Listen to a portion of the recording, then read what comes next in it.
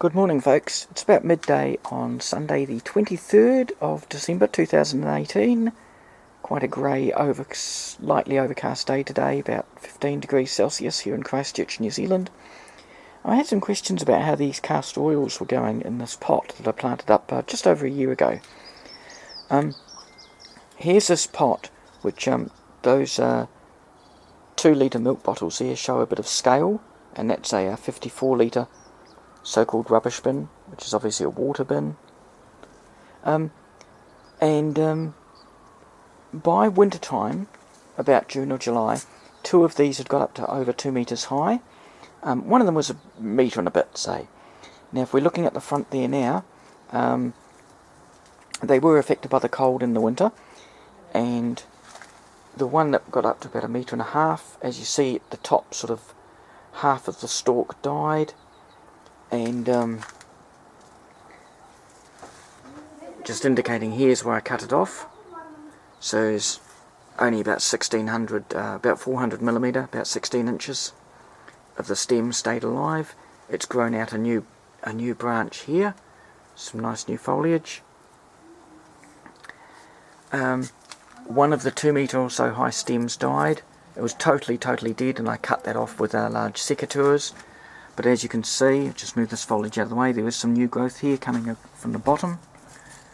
This is I think it's an Echium or something. It's a little semi-frost tender succulent that sometimes they die in winter, sometimes they don't. It's just enough cold here that they're coming back. And the other stem was about 2 metres high, and although it had frost-damaged leaves and that, but it's maintained. Most of the stem stayed alive, and it's grown new growth now, well over 2 metres high, coming up to just under the height of that eaves. That would be these are 8-foot ceilings, so that would be 8 foot from total height, including the stud, 2.4 metres in metric. As you see, it's a bit mushed in here. I've actually moved a couple of plants to give the camera a better view.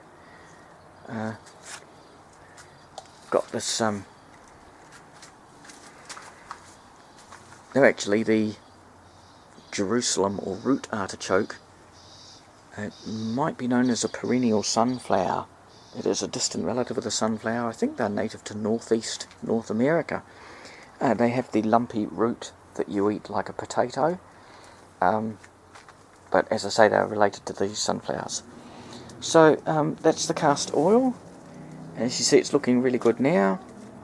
Of course, I don't know what the exact capacity of that pot is. I'd say about 40 to 50 litres. Comparing it to what I know is a 42-litre pot. Yeah, so about 40 litres, about 10 US gallons, about 9 imperial gallons. Yeah, it was just a bit too big to fit inside the house come winter. So it had to live out here.